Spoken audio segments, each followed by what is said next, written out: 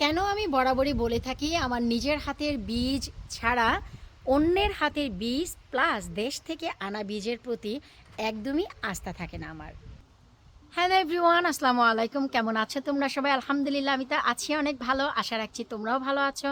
আজকের এই ভিডিওটা হচ্ছে তোমাদের জন্য একটা কোয়েশ্চেনের আনসার। এত এত এত প্রশ্ন পাচ্ছি যে আপু আমাদের শিম গাছে ফুল আসছে, ফুলগুলো হলুদ হয়ে যাচ্ছে, ঝরে যাচ্ছে, পাতাগুলোতে অনেক সাদা সাদা ছিটা ছিটা আসছে, এটা কেন হচ্ছে? আমি আজকে তোমাদেরকে এক্সপ্লেন করব। আর বরাবরই বলে থাকি আমি দেশ থেকে আনা বীজ বা অন্যের হাতের বীজ কখনোই আমি বিলিভ করতে পারি না, কারণ আমি এত বেশি ধোঁকা খেয়েছি আমার লাইফে। আমি বলছি না যে তোমরাও খেয়েছো বা খাবা, তোমরা যাদের ট্রাস্ট করছো করো, কিন্তু আমি ধোঁকা খেয়েছি। কেন জানি না, আমাকে আল্লাহ এটা সাপোর্টই করতে দেয় না। আমার নিজের বীজ দিয়ে আমাকে গার্ডেনিং করতে হবে, এইরকম একটা ব্যাপার। আমি অন্যের বীজ যদি পছন্দ করেও আনি, সেটাও আমার কাছে হয় না। জানি না যে এটা আমার কপালে আছে কি না। এনিওয়েজ, যাই হোক, আমি চলো কেন এই কথাটা বললাম সেটাই তোমাদের সাথে এক্সপ্লেন করি ক্লিয়ারলি। একদম শিম গাছের আগায় আমি আমার স্টান দিয়ে নিয়ে যাচ্ছি, যেন তোমরা বুঝতে পারো যে কি পরিমাণ গাছে শিম। এইগুলো হচ্ছে ক্রস করা বীজ, তার মানে হচ্ছে এই দেশে ব্রন ব্রোট আপ যাকে বলে। বাংলাদেশ থেকে বীজ না, এটা হচ্ছে এই দেশেরই বীজ, যেটা কিনা এই দেশেই হাওয়া বাতাস খেয়ে বড় হয়েছে এবং এই দেশেই এদের বেড়ে ওঠা বীজগুলো লালিত পালিত শুকানো। তোমরা শুধু একটা সাইড থেকে যদি দেখো তাহলেই বুঝতে পারবা কিভাবে ঝাঁকে ঝাঁকে শিম চলে এসেছে। এই যে দেখো, মানে এক সাইড থেকে যদি তোমরা দেখো না, এই যে আমি মানে অল্প অল্প করে ক্যামেরাটা ঘোরাচ্ছি, তোমরা বুঝতে পারবা একটা ফুলও ঝরে যাবে না, একটা ফুলও নষ্ট হবে না। প্রতিটি ফুল থেকে শিম বের হবে, প্রতিটা ফুল থেকে। তার জন্য অবশ্যই তোমাদের রেগুলার যে খাবার যে যত্ন সেটা দিতে হবে, আমি বলছি। আর কেন বলছি যে আমি দেশ থেকে আনা বীজকে বিলিভ করি না, আমাকে অন্তত সাপোর্ট করে না কেন সেটা জানি না। হয়তো বা সবাইকেই করে, কিন্তু আমাকে কেন যেন করে না। রূপবান সিমগুলো দেখো, তোমরা যদি একটু তাকাও নিচ থেকে, ঝাঁকে ঝাঁকে তোমরা এখন শিম দেখতে পাবা এ টু জেড। মানে কি পরিমাণ যে শিম এসেছে, কি পরিমাণ যে বীজ থেকে শিম আসতে যাচ্ছে, সেটা তোমরা নিজেরা দেখলেই অবাক হয়ে যাবা। একটা শিমের ফুল বীজও পড়বে না। তবে হ্যাঁ, এখন আজকে তোমার থান্ডারস্টর্ম যেটা সেটা হচ্ছে, তো এই সময় যদি ফুল বাতাসে ঝরে পড়ে যায় সেটা হচ্ছে আলাদা কথা, কিন্তু এইভাবে কিন্তু কখনোই ফুল ঝরে পড়বে না। তোমাদেরগুলো পড়ে যাচ্ছে, তার কারণ আছে। আর তোমরা যেই জিনিসটা জানতে চাচ্ছ যে এই রকম পাতায় ছিটা ছিটা হচ্ছে, এটারও কারণ আমি বলছি। আর এইগুলোতে হয়নি, এর কারণও আমি বলছি যে একই পাশে থাকা কেন দুটি শিম গাছের দুই অবস্থা। যে পাশে যত্ন দিয়েছি রত্ন পেয়েছি, লুভি লাবণী। ভাইরাল কেরালা শিম গাছের যত্ন একদম নিচের গোড়া থেকে আগা অবধি যেখানে তাকাবা সেখানেই কেরালা শিমের ফলন দেখতে পাবা। তো এইটা আমি এই জন্যই দেখাচ্ছি। আর এই ছিটা ছিটাটা কেন সেটাও আমি বলছি। তো এখন চলো আমি কেন নিজেদের ক্রস বিলিভ করি। এটা হচ্ছে এই দেশের বীজ, এই দেশে বানানো, নিজেদের হাতে বানানো বীজ। এখানে ক্রস যে কারণে এই যে সুন্দর ফলনটা। আর বাংলাদেশ থেকে আনার ফলে কি হয় সেটাও চলো আমি দেখাচ্ছি। এই যে বড় একটি পটে দেখতে পাচ্ছ যে আমার শিম গাছ, আগে দেখো যে কি পরিমাণ লতা পাতা সহ আকাশ ছুঁয়ে গেছে। এইটারও সঠিক যত্ন দিয়েছি। তোমরা বলতে পারো এর মাথা ভেঙে দেইনি, এটা সেটা করিনি, সবগুলোর সমপরিমাণেই যত্ন দেওয়া হয়েছে। এটা সিলেট বীজঘর থেকে আনা গোয়ালগাদ্দা শিমের বীজ। দেখতেই পাচ্ছ, এই জন্যই আমি দেশ থেকে আনা বীজের উপরে ট্রাস্ট করি না। দেখো আমার গোয়ালগাদ্দা শিম কিন্তু এই বছর আর ধরবে না, কারণ এই পর্যন্ত আমি কোনো স্প্রাউটিনি দেখিনি। তার মানে কি আমি ধোকা খেয়ে গেলাম কিনা বলো? এই জন্যই আমি কখনোই অন্যের দেয়া বীজ প্লাস অন্য দেশ মানে বাংলাদেশ থেকে এনে বীজটা লাগানো আমি পছন্দ করি না। তুমি যদি বীজ এনে নিজে নিজে সেটাকে বানিয়ে সেইটা বীজ শুকিয়ে সেই বীজটা যদি একটা সামারের জন্য করো, অনেক ফলন পাবা। আর না হয়তো এইরকমই আমার মতন দেখো ধোকা খেতে হবে। এখন বলতে পারো হয়তো বা সঠিক যত্ন এটাই পড়েনি। ঠিক পাশেই যদি আমি তোমাদের দেখাই, যেটা হচ্ছে আমার ঘিয়া শিম, তোমরা নিজেরাই দেখতে পাবা তার ফলন আকাশ চুমে গেছে, যার ফলন আকাশ ছুঁয়ে গেছে। এই যে দেখো, শুধু তাই না, একদম আগা থেকে গোড়া পর্যন্ত শিমের বাহার দেখো। এখানে মাত্র 3টি গাছ রয়েছে ঘিয়া শিমের গাছ। আর এটার জন্ম কিভাবে আমি দিয়েছি তোমাদেরকে সবাইকেই আমি বলেছি। এই 3টির পাশে যে 2টি দেখতে পাচ্ছ ডিফারেন্ট কালার, এগুলো হচ্ছে ডিফারেন্ট ব্র্যান্ডের শিম। কি পরিমাণ শিম এবার নিজেরাই বোঝো। এখন কিভাবে তোমরা চিন্তা করবা যে এটাই আমি সেম খাদ্য বা যত্ন দিইনি। এটা বাংলাদেশ থেকে আনা বীজ, যে কারণে এগুলো হচ্ছে 6টা বা 9টা শিম হবে। 6টা বা 9টা শিম হচ্ছে যেটা 6 মাসে এবং 9 মাসে ফলন দেয়। বাংলাদেশে কৃষিবিদরা বেশিরভাগই গ্রামগঞ্জে শিম গাছ লাগায় অনেক আর্লি তাদের ভুঁইতে। যশোরে আমি বেশিরভাগই আমার শ্বশুরবাড়িতে দেখতাম তারা ভুঁই বলে, আমরা ক্ষেত বলি। তারা অনেক আর্লি শিম গাছ লাগায় এবং সময় যখন হয় 6 মাস পর শিম গাছে ফলন দেয়, কিন্তু সেটা ভুঁই থেকে তারা আর ফেলে দেয় না, খেতেই রেখে দেয় গাছ। পরবর্তী আরও 3 মাস পর আবারও শিম দেয়, আবার 6 মাস পর সেটাকে 6টা বা 9টা শিম বলে। হয়তো বা বাংলাদেশ থেকে আনা সেই বীজটা সেটা পড়ে গেছে। আর আমাদের যেহেতু সময় খুবই সংক্ষিপ্ত, তাই আমরা আর পাবো না, ঠান্ডা আসতেই গাছটা মরে যাবে। যে কারণে আমি কিন্তু সব থেকে বেশি ধোঁকা খাই।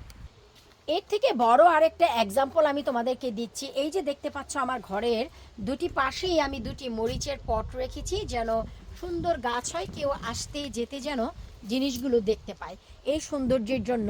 তো এই পটটাই দেখো দুপাশে 2টা রাজ্জা মাতাজ্জা দিয়েছি, খুবই চমৎকারভাবে দেখো হচ্ছে।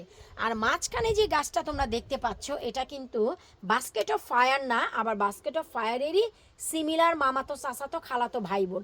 কেন বলছি, এটা কিন্তু একটু ঝোক্কা ঝোক্কা করে এই যে হচ্ছে, কিন্তু অরিজিনাল বাস্কেট অফ ফায়ার যেটা কিনা এইরকম হবে একদম শোভালো, এটা হচ্ছে অরিজিনাল বাস্কেট অফ ফায়ার বা ক্যাপসিকাম ফায়ার বাস্কেট। তো এই যে বীজটা দেখতে পাচ্ছ এটা আমি সুদূর ও প্রান্ত ইতালি থেকে আনিয়েছি, মাত্র 5টা চারা পিতার বীজ। চারা পিতার বীজ 5টা থেকে 5টা লাগিয়েছি। আমার হচ্ছে 3টি গাছ, 3টি বীজ নষ্ট হয়ে গিয়েছিল, 2টি গাছ উঠেছিল, 1টি গাছ বেঁচে ছিল। তার ভিতরে এই হচ্ছে আউটকাম। কোথায় আমার সেই চারা পিতা তোমরাই বলো। আমার চারা পিতা তোমরা দেখেছো, আমি যাদেরকে বীজ দিয়েছি তারা সেই চারা পিতাই পাবা। আমি নিজেও 2টি চারা পিতা লাগিয়েছি আমার মেন গার্ডেনে। তো আমি খুব শখ করে ঘরের সামনে দিয়েছিলাম যে ইটালি থেকে আনিয়েছি, আমার খুব সুন্দর একটা চারা পিতা এখানেও থাকুক। তো দেখো যে চারা পিতার পরিবর্তে আমি কোন মরিচের বীজ পেয়েছি।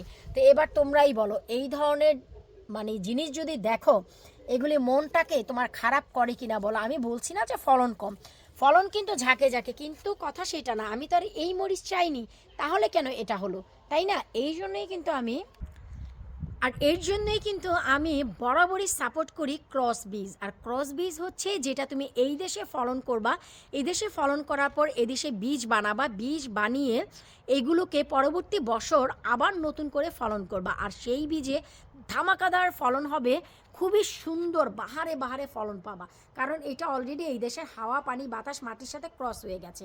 তাই এই বীজ থেকে গাছ এবং ফলন বাধ্যতামূলক। যাই হোক, এই জন্যই আমি অন্যের বীজ প্লাস দেশ থেকে আনা বীজ দিয়ে নিজে যদি সাপোর্ট না পাই, আমি আসলে সামারটা নষ্ট করতে চাই না, যত ভালোই বীজ হোক না কেন। এরপর এখন আসছি যে তোমাদের শিম গাছে ফুল ঝরে যাচ্ছে, এটার একটাই কারণ, এইটাই পর্যাপ্ত পরিমাণ তোমরা পটাশ দিচ্ছ না, দিচ্ছ হচ্ছে নাইট্রোজেন। যেই কারণে তোমার গাছটা তো টিকে আছে, ভালো আছে, সবুজ আছে, সতেজ আছে, কিন্তু তোমার হচ্ছে এনাফ পটাশ না পাওয়ার কারণে তোমাদের ফুলগুলো ঝরে যাচ্ছে। ফুলগুলো কখনোই টিকবে না যদি পটাশ আর ফসফেট সম পরিমাণ না পায়। এই জন্য তোমাদের হোমমেড পটাশ, বাইরে থেকে কিনা পটাশ দ্রুত হারে দিয়ে দাও, দেখবে একটা গাছও তোমাদের একটা ফুলও ঝরবে না। তো চেষ্টা করবা তোমরা যারা বাগান করো, যারা গাছ নাও, বীজ নাও, ওরা যেন বীজগুলো তোমাদের এই দেশের ফলনের বীজগুলোই দেয়, সেদিকে লক্ষ্য রাখবা। প্লাস যদি কারো কাছ থেকে চারা নাও, যেন এই দেশের বীজ বানানো চারাই দেয়, দেশ থেকে এনেছে এমন বীজের চারা। যারা সাপোর্ট পেয়েছো, যাদের সফলতা আছে তাদের কথা আলাদা, যারা আমার মতো ধোকা খাও তারা এই কাজ করবা না। কত বড় বীজঘর, সিলেট বীজঘর থেকে আনা গোয়ালগাদ্দা শিমের আমার অবস্থা। আর এইগুলো হচ্ছে এদেশের, নিজেরাই দেখো এর মানে সফলতা আকাশ ছুঁয়ে গেছে, আমি বলবো যেটা। তো এটাই ছিল কারণ। এরপর আসে তৃতীয় কোশ্চেন যে আপু সাদা সাদা এরকম ছিটছিট কেন পড়ছে।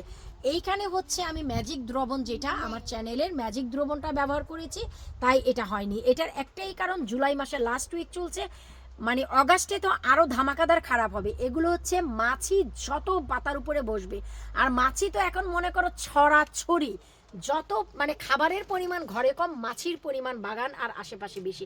যত পরিমাণ মাছি এখন বসবে পাতার উপরে, এই ধরনের রোগগুলো দিয়ে যাবে। তাই তোমাদের ম্যাজিক দ্রবণ প্লাস নিম অয়েল স্প্রে করে দাও, দেখবা তোমাদের গাছগুলো বেঁচে যাবে। আমার নিজের বাগানে আমি এই পর্যন্ত জুলাই মাসের আজকে হচ্ছে 25 তারিখ, আমি এরই ভিতরে 6 থেকে 7 বার নিম অয়েল স্প্রে করি। এই বছর একবারও করিনি হাতের সমস্যার কারণে। আমি তোমাদের বারবার ভিডিওতে বলে দিই যে তোমরা এই কাজটা করো, ভুল করবা না, নিম অয়েল বানিয়ে স্প্রে করো, ম্যাজিক দ্রবণ স্প্রে করো। আমার সমস্যা, তাই আমার মনটাই ভালো নেই যে আমি মনের দিক থেকে আসলে কোনো কিছু করব। মন ভালো না থাকলে অনেক কিছুই হয় না, সেটা তোমরা সবাই জানো। সো এর জন্য এইটা আমার বাগানে যে বেগুন গাছ তোমরা দেখেছো অরেঞ্জ কালারের পটে, আমার একটা পটের বেগুন গাছ অলরেডি আঘাতপ্রাপ্ত হয়ে গেছে, মানে মাছি বসে ওইটা সম্পূর্ণই তোমার ব্যাকটেরিয়া দিয়ে গেছে, যে কারণে বেগুনগুলো তুলে আমি ওইটা অন্য জায়গায় সরিয়ে ফেলবো। অবশ্যই সেটা তোমাদের সাথে শেয়ার করব। সো তোমরা ম্যাজিক দ্রবণ বানিয়ে দাও অথবা নিম অয়েল বানিয়ে সঠিক ওয়েতে বানিয়ে স্প্রে করে দাও, দেখবা তোমাদের গাছের এই সব সমস্যা সমাধান হয়ে গেছে। শুধু নতুন পাতাগুলো যেগুলো গজাচ্ছে ওগুলোতে দাও, আর এই পাতাগুলোকে ছাঁটাই বাছাই করে দাও, তাহলেই দেখবা গাছ একদমই সুস্থ হয়ে গেছে। এবার তোমরাই বলো আমি কিভাবে অন্যের বীজ ট্রাস্ট করব। সুদূর ইতালি থেকে আসছে আমার চারা পিতার জায়গায়, কি মরিচ দেখতেই পেলা। আমি সিলেট বীজ ঘর থেকে গোয়ালগাদ্দাস বীজ আনিয়েছি, কি অবস্থা। অথচ আমার নিজের হাতের বীজ সব দিক থেকে সাপোর্ট দিচ্ছে আমাকে। লাউ বলো, কুমড়া বলো, শিম বলো, চাল কুমড়া, চিচিঙ্গা, ঝিঙ্গা, ধুন্দুল সব মনে করো আমাকে সাপোর্ট করছে, কারণ এগুলো সব আমার নিজের বানানো বীজ। বেগুন থেকে শুরু করে, মরিচ থেকে শুরু করে, করলা, শিম, যত ধরনের গাছ এবছর আমার দেখছো সব আমার নিজের বীজ বানানো। যার প্রমাণ আমার লাভলি ভিউয়ার্স, যাদেরকে আমি প্রতি বছর অনেক সফল ভিডিও উপহার দেই। আমার চেষ্টাই থাকে আমার সাথে সাথে সবার গার্ডেনে যেন সুন্দর ফলন হয়।